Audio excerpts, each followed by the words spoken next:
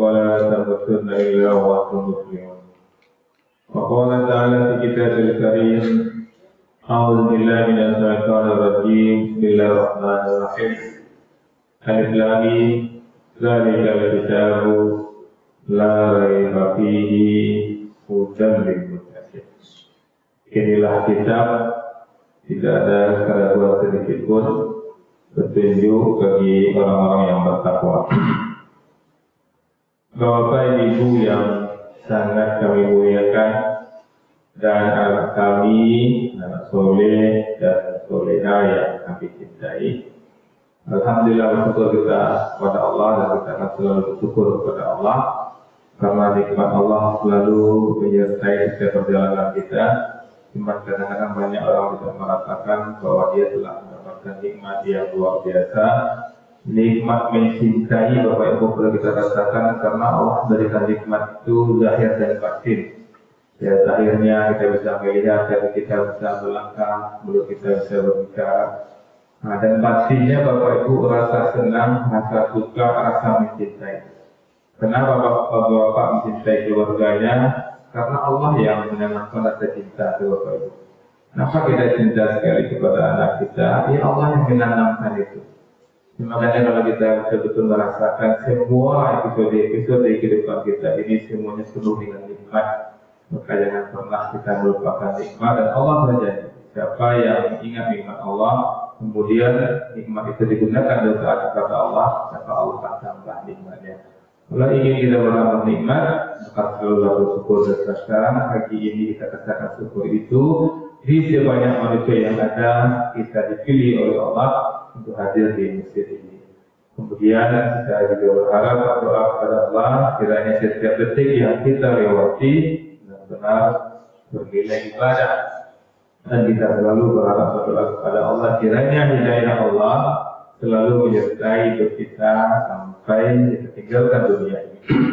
Dan kita tidak tahu Bapak Ibu berapa hari lagi, berapa bulan lagi, berapa minggu lagi, atau berapa menit lagi kita meninggalkan dunia ini. Kita tidak tahu Bapak Ibu. Pasti dan pasti kita akan meninggalkan dunia. Tentu kita ingin hidayah Allah ini selalu menyertai hidup kita sampai kita tinggalkan dunia ini. Bapak Ibu, anak soleh dan soleha, penduduk surga yang masih berada di dunia, kita lanjutkan hikmah dan pelajaran dari suci Al-Quran. Sekarang kita masuk surat Ali Imran ayat 117. Apa kata Allah di sini? Bismillahirrahmanirrahim. Masalu perumpamaan ma yunfikuna fi hadhil hayatid dunya. Harta yang mereka infakkan di dalam kehidupan dunia ini, kama salirihin, ibarat angin, fiha sirul asabat, yang mengandung hawa sangat dingin, asabat yang menimpa harsa qaumi, tanaman suatu kaum, zalamu yang menzalimi anfusuhum, diri sendiri, fahlak, lalu angin itu merusaknya. Wa ma zalamahullah, Allah tidak menzalimi mereka, walakin anfusuhum yaslimun, tapi mereka yang menzalimi diri sendiri. Jadi ini Ali Imran 117. Di ayat sebelumnya Bapak Ibu, Ali Imran 116, Allah menjelaskan bahwa amal orang kafir tidak berguna sedikit pun di hadapan Allah. Mereka tidak akan ditolong pada hari kiamat. Dan di ayat 117 ini memperjelas dengan perumpamaan yang indah dan kuat.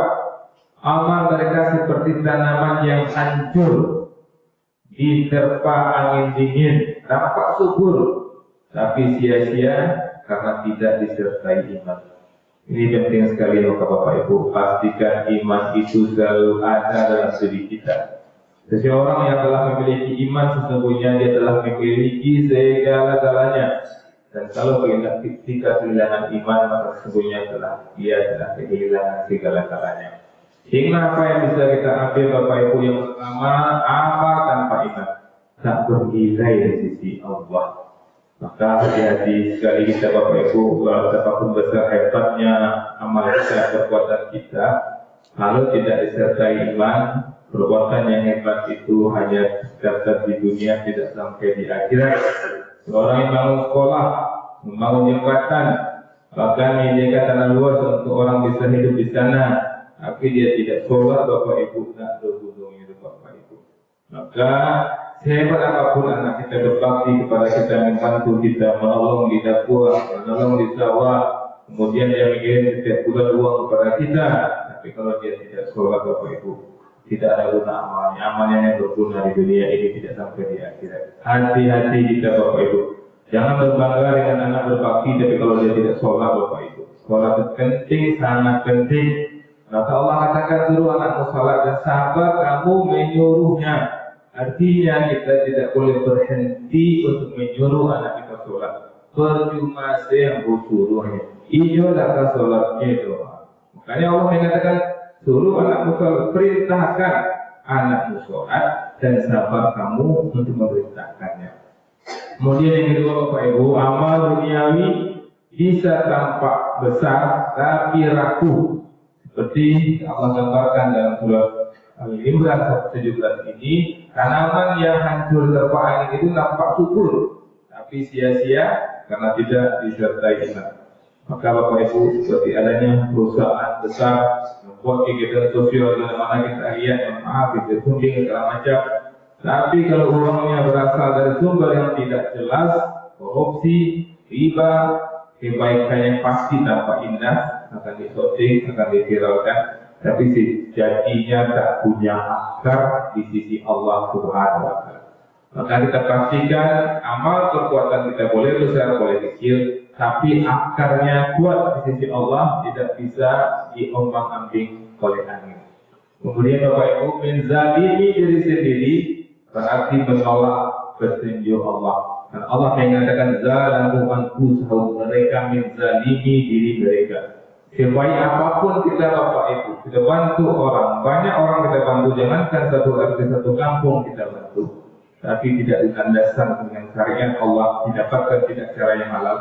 Dapat pun dengan cara yang halal, tapi tidak tunduk dalam bentuk ibadah sholat kepada Allah, kita termasuk anfusahum zalimun, menzalimi diri sendiri. Maka hati-hati kita Bapak Ibu, mulai sekarang jangan pernah kita menzalimi diri kita. Menzalimi orang lain tidak dibenarkan, menzalimi diri kita juga tidak dibenarkan. Orang yang menzalimi dirinya dalam Al-Quran ini Allah mengatakan, orang yang tidak taat, tanda dia telah menzalimi dirinya. Kenapa dia menzalimi dirinya? Karena dia menzalimi dirinya untuk memasukkan dirinya ke dalam api neraka. Ketika kita bakar orang, Bapak Ibu, kita membakar orang lain. Tapi ketika kita membakar diri kita karena tidak taat di dunia, kita telah menzalimi diri kita. Banyak maaf. Assalamualaikum warahmatullahi wabarakatuh. Alhamdulillah, ketika sudah kilo, alhamdulillah bahasa yang mendengar, itu mendengar kepada Rasul.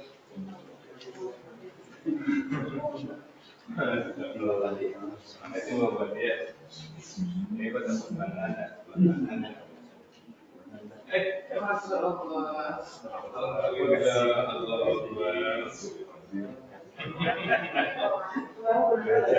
Iya, kilo-kilo aja udah didanai. Jadi gimana? Bicara kan itu.